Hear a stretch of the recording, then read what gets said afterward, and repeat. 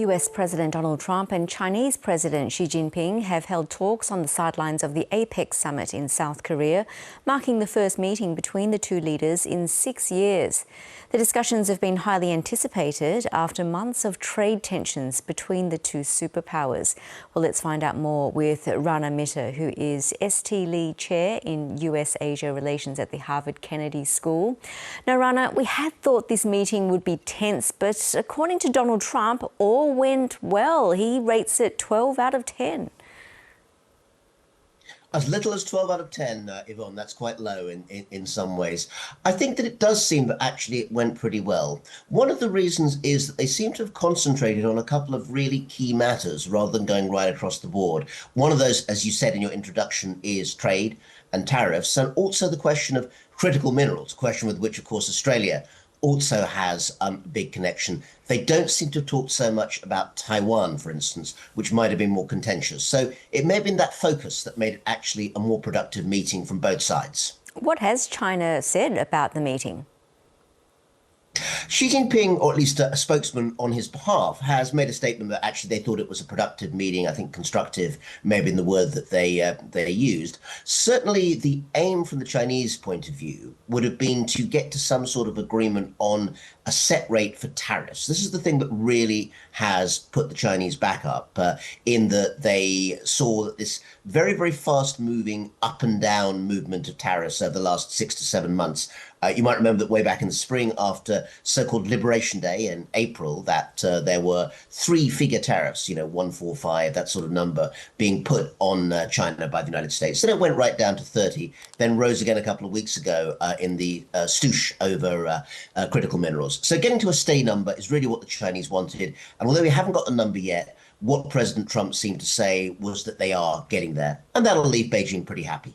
Well, there are a lot of details we still don't know. We don't know what the settlement on rare earths entailed. In any case, China has always had the upper hand here?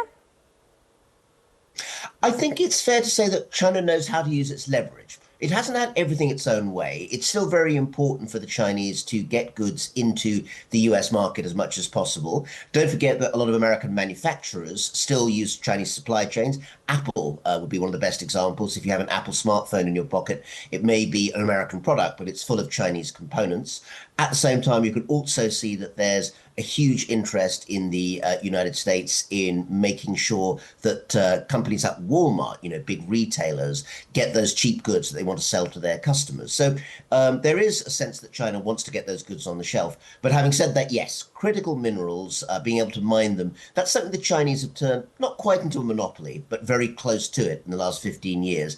And they have been unafraid, unlike any other country in the world, really, to really push hard on that leverage and make the Trump administration push back on what they thought was a sort of slam dunk in which they could force tariffs or force trade behavior changes on the Chinese. And as you've mentioned, Taiwan never came up in the two leaders' discussions. That doesn't come as a surprise, though, does it? I don't think it does, but it actually comes as not being a surprise for 2 reasons. One is on the Chinese side.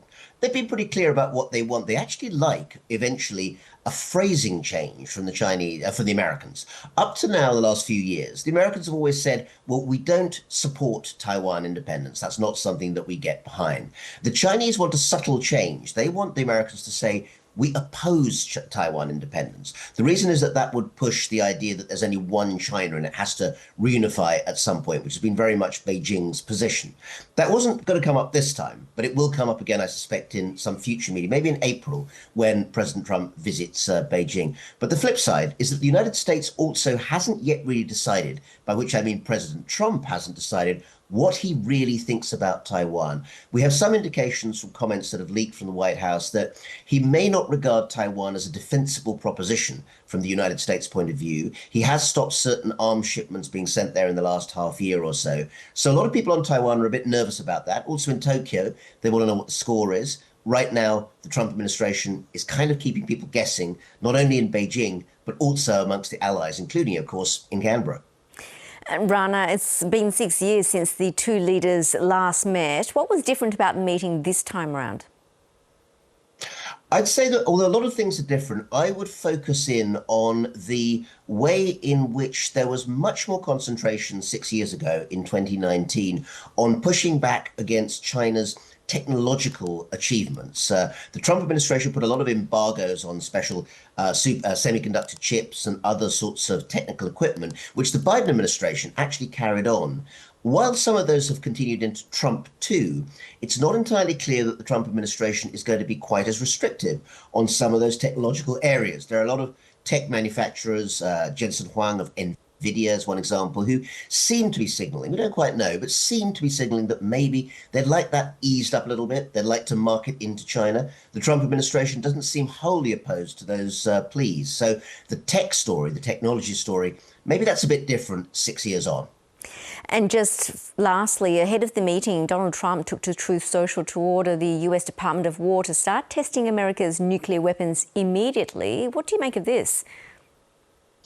Well, first of all, nuclear weapons, or at least most of them, can't really be just sort of whipped out of the box and set off. You need a lot of preparation time. So I think it's more of a statement of intent rather than anything else. It may be a response to the fact that up in Gansu province in the northwest of China, in the last few years, hundreds of new missile sites that can be used for nuclear weapons have been built in China. Satellites have spotted them. The rest of the world doesn't entirely know why that is. And China is not part of a non-proliferation agreement in the way that the Soviet Union and America were in the Cold War. So maybe this is a sign that America is trying to force them to the table on that particular issue as well. We'll have to wait and see. Rana Mitter, really good to get your analysis. Thank you so much. Thank you, Yvonne.